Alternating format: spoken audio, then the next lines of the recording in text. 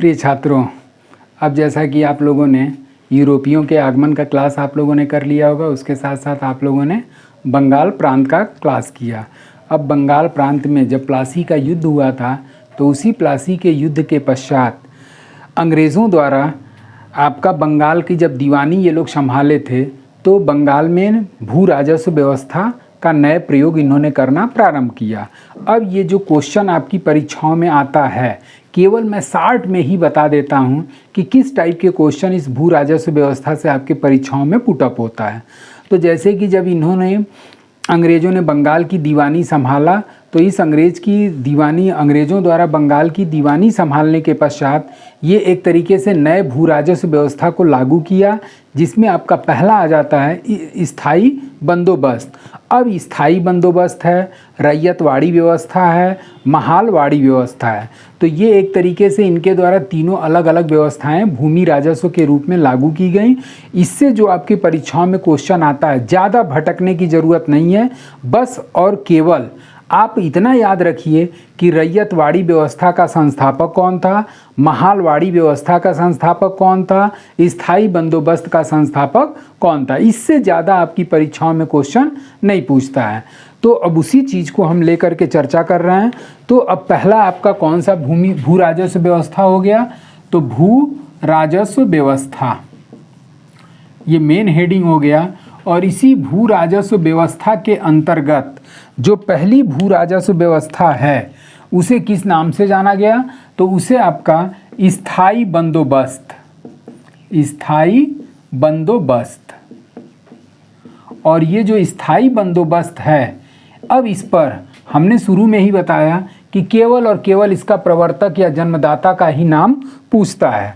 तो इस स्थायी बंदोबस्त में का जन्मदाता किसको माना जाता है, ये आप क्वेश्चन नोट कर लीजिए या पॉइंट नोट कर लीजिए कि स्थायी बंदोबस्त का जन्मदाता कौन था। तो स्थायी बंदोबस्त का जन्मदाता लॉर्ड कॉर्नवालिस। आंसर क्या हो गया, लॉर्ड कॉर्नवालिस। एक क्वेश्चन बस ये मोस्ट इंपॉर्टेंट के रूप में बनता है। और ये जो आपका स्थायी बंदोबस्त है, इस स्थायी बंदोबस्त को इस्तमरारी व्यवस्था या जमींदारी प्रथा के नाम से भी जाना जाता है। और ये जो मोटा मोटी व्यवस्था है, इसमें आपका उपज का 89% अंग्रेज़ों को लगान देना पड़ता था और 11% ये जमींदार अपने पास उपज का भाग रख लेते थे। तो इस तरीके से मुख्य जो क्वेश्चन आपका बनता है, 89 और 11% आपको याद करने की ज़रूरत नहीं है। इसका मुख्य जन्मदाता कौन था, तो लॉर्ड कॉर्नवालिस। और ये व्यवस्था जो थी ये बंगाल, बिहार, उड़ीसा और उत्तर प्रदेश के राज्यों में लागू थी। दूसरा आपका आ जाता है रैयतवाड़ी व्यवस्था, रैयतवाड़ी व्यवस्था।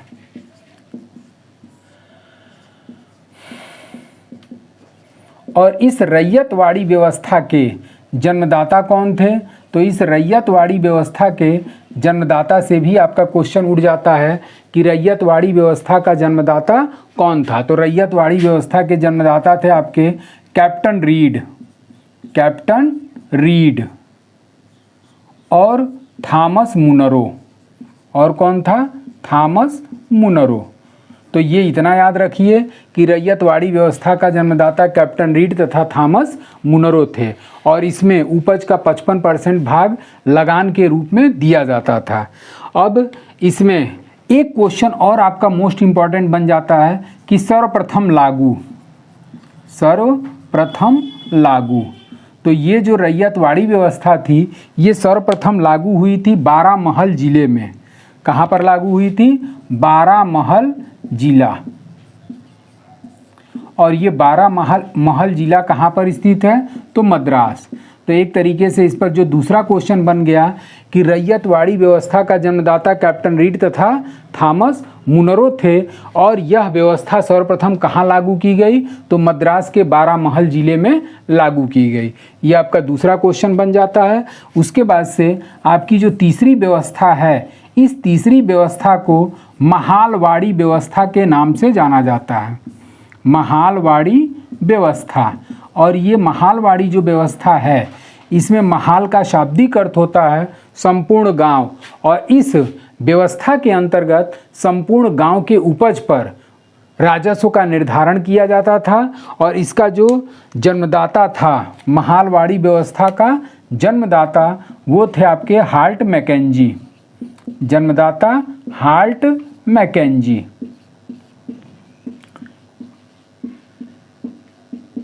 तो इस तरीके से आपका ये 3 राजस्व व्यवस्था हो गई। पहला स्थायी बंदोबस्त, इसका मोस्ट इंपॉर्टेंट क्वेश्चन, किसके द्वारा लागू किया गया, तो लॉर्ड कॉर्नवालिस के द्वारा। दूसरा, रैयतवाड़ी व्यवस्था का जन्मदाता कौन था, तो कैप्टन रीड और थॉमस मुनरो। और सर्वप्रथम कहाँ लागू हुई, तो बारामहल जिला, और बारामहल कहाँ पड़ता है, मद्रास में। तीसरा है आपका महालवाड़ी व्यवस्था, और इसके जन्मदाता कौन थे, तो हाल्ट मैकेंजी थे। और यह व्यवस्था जो है उत्तर प्रदेश और पंजाब क्षेत्रों में लागू थी। तो ये जो भू राजस्व व्यवस्था है, इससे आपका बस केवल और केवल इतने क्वेश्चन बनने की संभावना रहती है। और ये तीनों आप याद कर लीजिए, इसमें से एक क्वेश्चन आपकी परीक्षाओं में श्योर रहता है। अब हम लोग आएंगे गवर्नर जनरल वगैरह। जैसे कि जब भारत में ये यूरोपीय आए थे, तो इस यूरोपियों में सबसे ज़्यादा प्रभावशाली कौन रहा, तो सबसे ज़्यादा प्रभावशाली आपका गवर्नर थे। और ये गवर्नर जो थे, इसी के संबंध में आपकी परीक्षाओं में बहुत सारे क्वेश्चन पुटअप होते रहते हैं कि बंगाल का प्रथम गवर्नर कौन हुआ, या फिर बंगाल का प्रथम गवर्नर जनरल कौन हुआ। इस पे आपका एक देखिए 6 क्वेश्चन आते हैं। और ये 6 क्वेश्चन में कि बंगाल का प्रथम गवर्नर कौन हुआ, उसके साथ साथ आपका बंगाल का प्रथम गवर्नर जनरल कौन हुआ, भारत का प्रथम गवर्नर जनरल कौन हुआ, बंगाल का अंतिम गवर्नर जनरल कौन हुआ। तो ये एक तरीके से आपके लिए काफ़ी संदेहास्पद क्वेश्चन होता है। और उस संदेहास्पद क्वेश्चन के साथ साथ आप हमेशा कंफ्यूज रहते हैं कि आखिर इसका आंसर क्या होगा, क्योंकि केवल ये शब्दों के जाल में आप लोगों को फंसाता है। और उसी शब्दों के जाल में फंसाने के पश्चात आप लोग हमेशा कंफ्यूज हो जाते हैं। तो इस सारी चीज़ों का आपका 6-7 क्वेश्चन इस पे बनता है।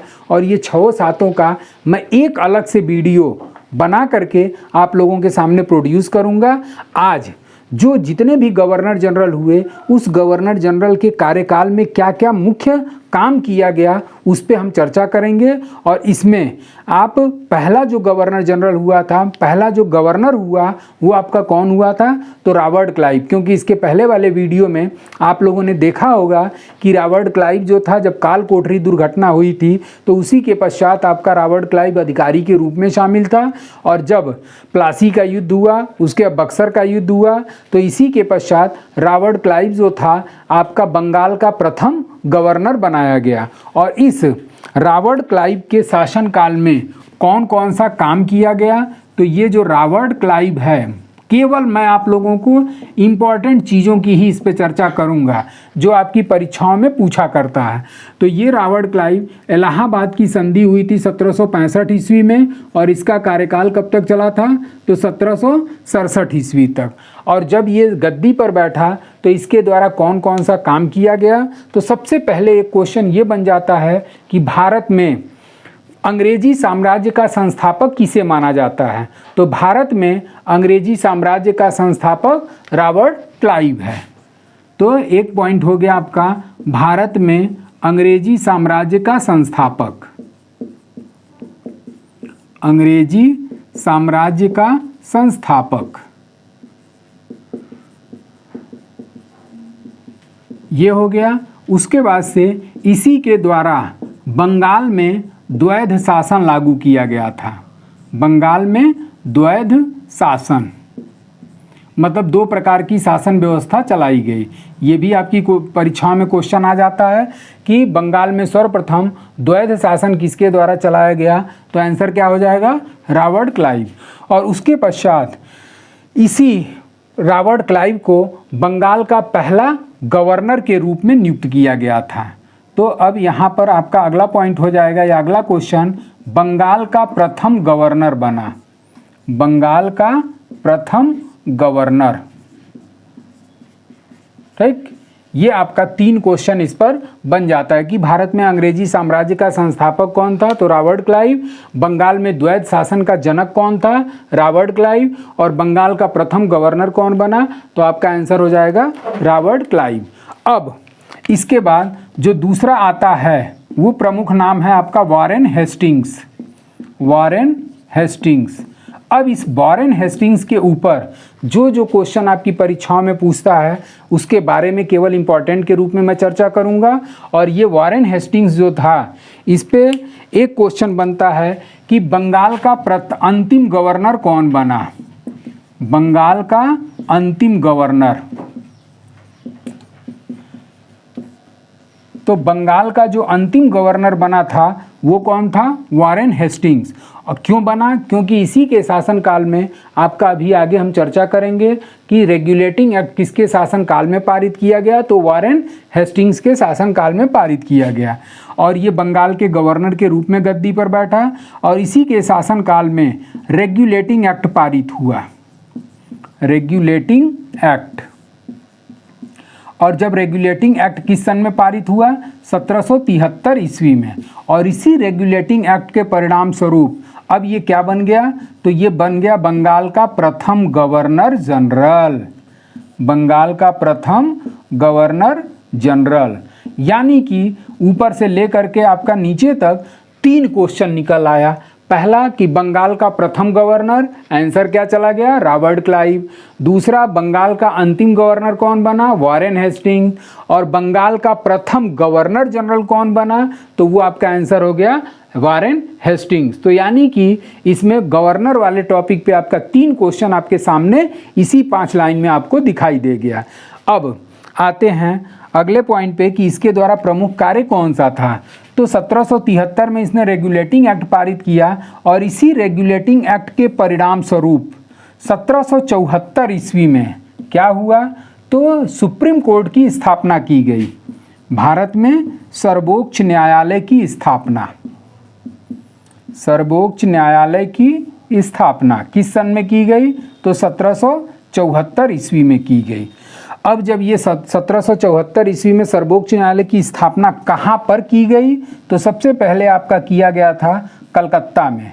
अब जब सर्वोच्च न्यायालय की स्थापना की गई तो इस पर एक क्वेश्चन पूछता है कि जब सर्वोच्च न्यायालय की स्थापना कलकत्ता में की गई तो इसमें इसका मुख्य न्यायाधीश कौन था? मुख्य न्यायाधीश। तो इसके जो मुख्य न्यायाधीश बनाए गए थे वो थे आपके एलिजा इम्पे। Elijah Impey. ये क्वेश्चन आपकी परीक्षाओं में कई बार पूछ चुका है कि सर्वोच्च न्यायालय की स्थापना 1774 में रेगुलेटिंग एक्ट के परिणाम स्वरूप हुई तो उसका मुख्य न्यायाधीश कौन था? तो एलिजा इम्पे। और इस एलिजा इम्पे के अलावा 3 अन्य न्यायाधीश भी शामिल थे जिसका नाम है चेम्बर्स, लिमेस्टर और वाइट। तो ये आपका एक क्वेश्चन बन गया। उसके बाद इसी वॉरेन हेस्टिंग्स के द्वारा जिले में फौजदारी और दीवानी न्यायालय की स्थापना की गई। जिले में फौजदारी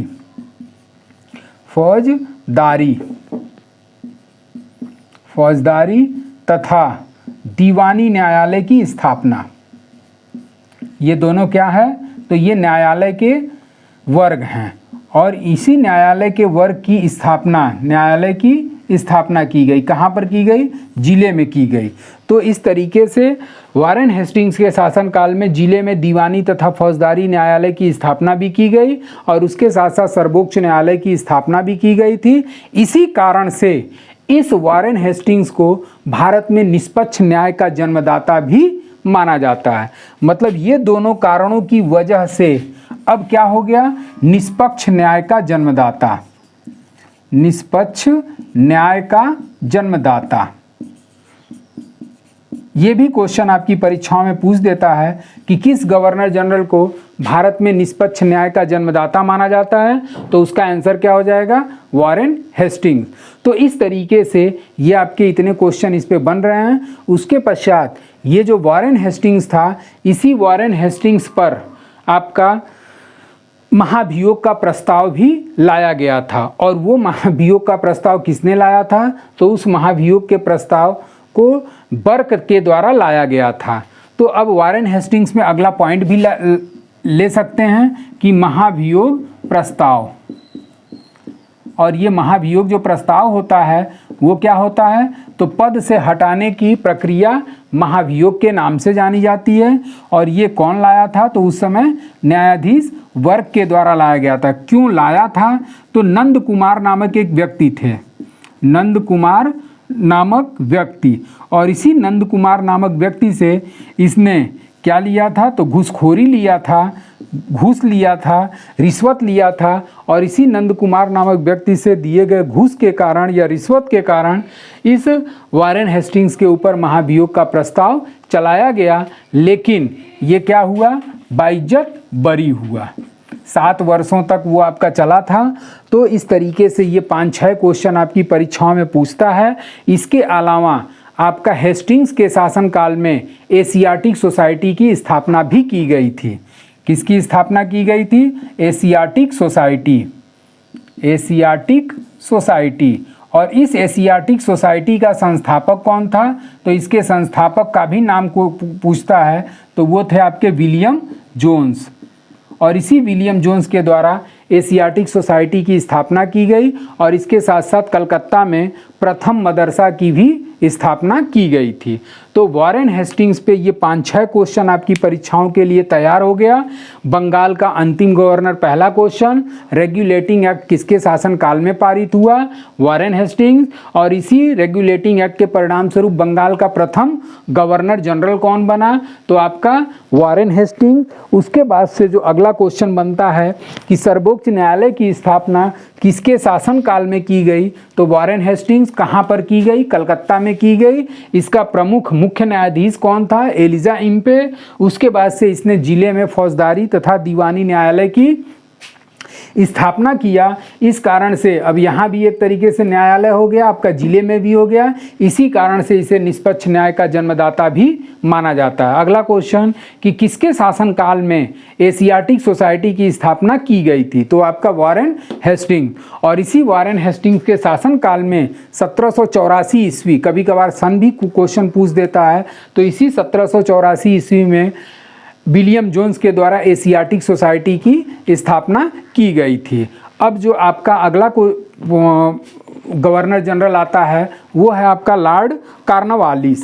और ये जो लॉर्ड कॉर्नवालिस है, इस लॉर्ड कॉर्नवालिस पर भी आपकी परीक्षाओं में क्वेश्चन पूछ देता है कि भारत में सिविल सेवा का जन्मदाता किसे माना जाता है, भारत में सिविल सेवा का जन्मदाता किसे माना जाता है। तो भारत में सिविल सेवा का जन्मदाता आपका लॉर्ड कॉर्नवालिस। अब हेडिंग आप लोग बना लेंगे लॉर्ड कॉर्नवालिस, हेडिंग क्या बनाएंगे, लॉर्ड कॉर्नवालिस। अब इस लॉर्ड कॉर्नवालिस पर क्या क्या मुख्य मुख्य क्वेश्चन आपकी परीक्षाओं में पूछता है, तो पहला आपका हो गया सिविल सेवा का जन्मदाता, सिविल सेवा का जन्मदाता, सेवा का जन्मदाता। अब जब सिविल सेवा का जन्मदाता यानी कि आईसीएस परीक्षा का आयोजन लॉर्ड कॉर्नवालिस के शासनकाल में किया जाने लगा, तो इसी सिविल सेवा में सेलेक्ट होने वाले प्रथम भारतीय, सिविल सेवा में चयनित, सिविल सेवा में प्रथम भारतीय चयनित, तो ये जो सिविल सेवा में प्रथम भारतीय चयनित हुए थे वो थे आपके सत्येंद्रनाथ टैगोर। ये भी क्वेश्चन आपकी परीक्षाओं में कई बार पूछ चुका है, सत्येंद्रनाथ टैगोर। उसके बाद से इस लॉर्ड कॉर्नवालिस के शासनकाल में आपका दूसरा कौन सा काम हुआ, तो पुलिस थाने का जन्मदाता माना जाता है, पुलिस सेवा का जन्मदाता। मतलब इसके काल में एक तरीके से थाने वगैरह की स्थापना की गई, इस कारण से इसे पुलिस सेवा का जन्मदाता माना जाता है। उसके साथ साथ इसके द्वारा तीसरा जो इस पे क्वेश्चन बन जाता है वो श्रीरंगपट्टनम की संधि, श्रीरंगपट्टनम की संधि, पट्टनम की संधि। और ये जो श्रीरंगपट्टनम की संधि की गई थी ये किसके किसके मध्य की गई थी, तो ये आपका टीपू सुल्तान, मैसूर का शासक था टीपू सुल्तान, और उस समय गवर्नर बंगाल का गवर्नर जनरल कौन था, लॉर्ड कॉर्नवालिस। और इसी दोनों के मध्य आपका श्रीरंगपट्टनम की संधि की गई थी, ईयर भी आप लोग ध्यान दीजिएगा किस सन में की गई थी, तो 1792। और इसी 1792 में टीपू सुल्तान और लॉर्ड कॉर्नवालिस के मध्य आपका श्रीरंगपट्टनम की संधि की गई, और इसी संधि के परिणाम स्वरूप मैसूर का आधा राज्य अंग्रेज़ों को देना पड़ा, क्योंकि टीपू सुल्तान कहाँ का शासक हुआ करता था, मैसूर का, और इसी संधि के परिणाम स्वरूप अंग्रेज़ों को मैसूर का आधा राज्य अंग्रेज़ों को दे देना पड़ा। जो चौथा इस पर मुख्य क्वेश्चन बनता है वो ये है कि आपका वह कौन सा गवर्नर जनरल है जिसकी मृत्यु भारत में हुई और इसे भारत में ही दफना दिया गया, तो वो आपका लॉर्ड कॉर्नवालिस है। और ये लॉर्ड कॉर्नवालिस एकमात्र गवर्नर जनरल है जिसकी मृत्यु भारत में हुई और इसे गाजीपुर में दफनाया गया, और उसी गाजीपुर में जब दफनाया गया तो इसके मकबरे को लॉर्ड साहब का मकबरा भी कहते हैं। तो अगला क्वेश्चन ये बन जाता है कि एकमात्र गवर्नर जनरल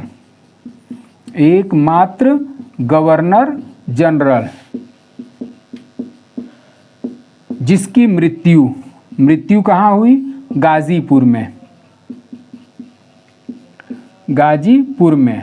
फिर उसके बाद से दफनाया कहाँ गया, तो दफनाया भी गया इसको गाजीपुर में, और जहाँ पे दफनाया गया उसे किस नाम से जाना जाता है, तो उसे लॉर्ड साहब का मकबरा के नाम से जाना जाता है। तो इस तरीके से ये लॉर्ड कॉर्नवालिस पर केवल आपके 4 क्वेश्चन बनते हैं कि सिविल सेवा का जन्मदाता किसे माना जाता है, तो लॉर्ड कॉर्नवालिस। और इसी सिविल सेवा में प्रथम भारतीय चयनित होने वाले प्रथम भारतीय कौन थे, तो सत्येंद्रनाथ टैगोर। पुलिस सेवा का जन्मदाता माना जाता है क्योंकि इसने पुलिस थाने की स्थापना किया। 1792 में लॉर्ड कॉर्नवालिस के शासनकाल में श्रीरंगपट्टनम की संधि हुई, और यह संधि टीपू सुल्तान और लॉर्ड कॉर्नवालिस के मध्य हुई, जिसके परिणाम स्वरूप मैसूर का आधा राज्य अंग्रेज़ों को देना पड़ा। और एकमात्र गवर्नर जनरल जिसकी मृत्यु कहाँ पर हुई थी, तो भारत में हुई, और भारत के किस डिस्ट्रिक्ट में, तो गाजीपुर डिस्ट्रिक्ट में, और यहीं पर इसे दफना दिया गया जिसे लॉर्ड साहब का मकबरा के नाम से जाना जाता है। तो इस तरीके से अब आगे आप लोगों का जो भी गवर्नर जनरल होंगे उनको लेते हुए हम एक एक गवर्नर जनरल के अगले वीडियो में आपकी चर्चा करेंगे, और उसमें जो जो इम्पोर्टेंट क्वेश्चन आता है उसका हम इसी तरीके से 2 क्वेश्चन 4 क्वेश्चन केवल इम्पॉर्टेंट आपके सामने डिस्कशन करेंगे। आज के लिए बस इतना ही। Thank you so much.